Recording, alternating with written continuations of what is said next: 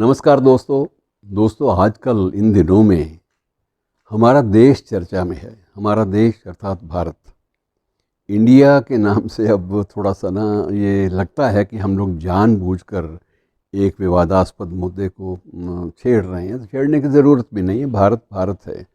और सबसे बड़ी बात यह है कि विरोध करने वाले वो लोग हैं जिनके घर में जिनके अपने नेताओं को 3 बार भारत रत्न मिला है, लेकिन कभी इंडिया रत्न के नाम से उनको कोई भी सम्मान नहीं मिला। सम्मान जो भी मिला वो भारत रत्न के रूप में मिला। बहरहाल इस मुद्दे से हटकर हम आजकल इन दिनों में जो चल रहा है उसकी ओर ध्यान देंगे।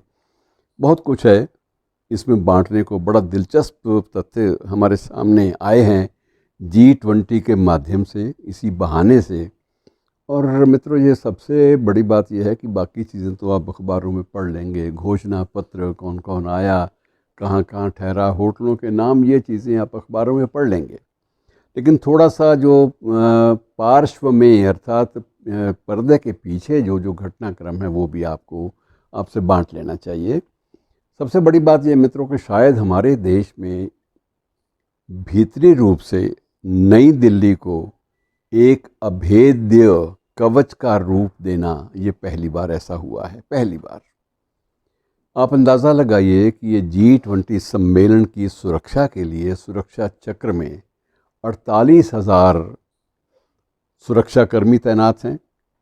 और इनके अलावा हमारे देश की जितनी भी एजेंसियां हैं, गुप्तचर एजेंसियां हैं, चाहे हमारी केंद्रीय एजेंसियां हैं, मिलिट्री इंटेलिजेंस है और IB है, ये जितनी भी हमारी एजेंसीज़ हैं सारी की सारी, सभी के जो चुनिंदा जो अधिकारी हैं, ऑफिसर हैं, वो भी। और आप ये समझिए कि राष्ट्रीय सुरक्षा सलाहकार के नीचे आने वाले फैले हुए उस पूरे के पूरे तंत्र के जो भी महत्वपूर्ण अंग हैं सभी इसमें जुटे हुए हैं।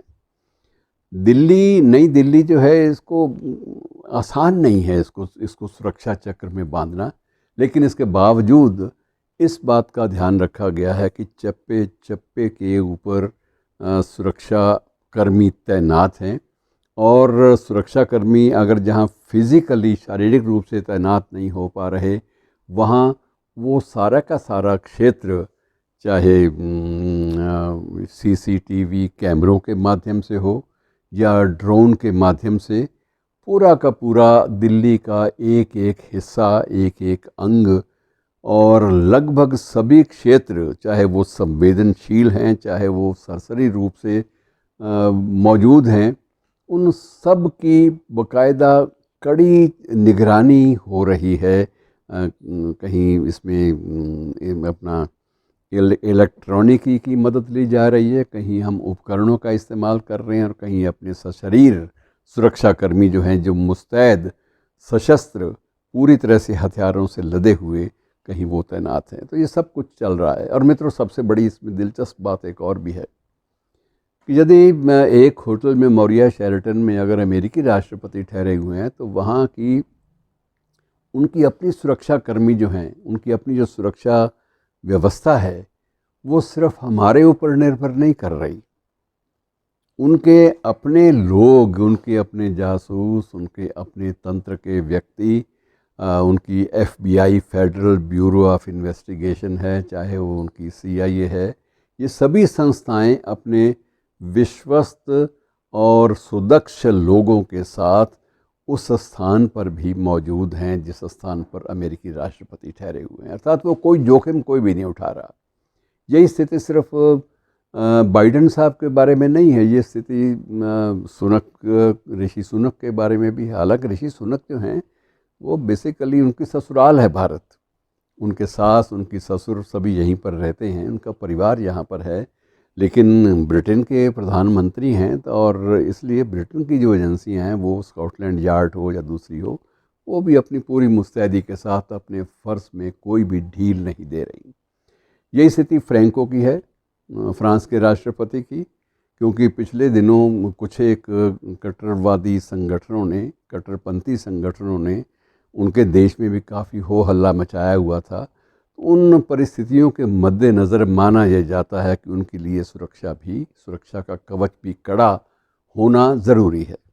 और इसी तरह से मित्रों लंबी फहरिस्त है, चाहे वो ट्रूडो हैं कनाडा वाले या ऑस्ट्रेलिया के हैं या दूसरे देशों के, जितने भी 20 देश हैं मुख्य रूप से, सबके साथ अपने अपने सुरक्षा कवच भी हैं।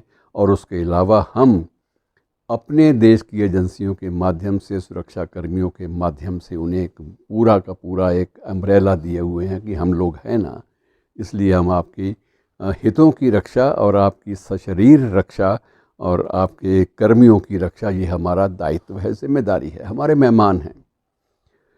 और मित्रों ये सिलसिला यहाँ ख़त्म नहीं होता। ये इसलिए महत्वपूर्ण हो जाता है, इन दिनों में सीमाओं पर भी कड़ा बंदोबस्त करना पड़ता है। किसी भी अंतर्राष्ट्रीय सीमा पर, हमारी सीमा पर थोड़ी सी भी गड़बड़ इन दिनों में हो जाए तो वो पूरे विश्व में चर्चा का विषय बन जाती है। इसलिए हमें वहाँ भी पूरी मुस्तैदी, चाहे भारत पाक सीमा हो, बहुत लंबी है, चाहे भारत चीन सीमा हो, दोनों सीमाओं पर भी कड़े प्रबंध, कड़ी व्यवस्था और कड़ी निगरानी, ये सिस्टम भी बाकायदा चल रहा है। वैसे भी चलता रहता है लेकिन इन दिनों में ज़्यादा चल रहा है। तो मित्रों ये सारी परिस्थितियां हैं और सभी लोग प्रार्थनारत भी हैं कि ये ठीक ठाक ढंग से, सुखद ढंग से, अच्छे परिणामों के साथ ये समारोह निपटे और सभी लोग प्रसन्न मन से कुछ उपलब्धियों का ज़ख़ीरा एक अपने साथ लेकर, स्मृतियों का एक भंडार अपने साथ लेकर अपने अपने देश में जाएं और हमारा देश भारत आने वाले कई सप्ताहों तक विश्व के पटल पर छाया रहेगा, इसमें कोई संदेह नहीं है। शुक्रिया।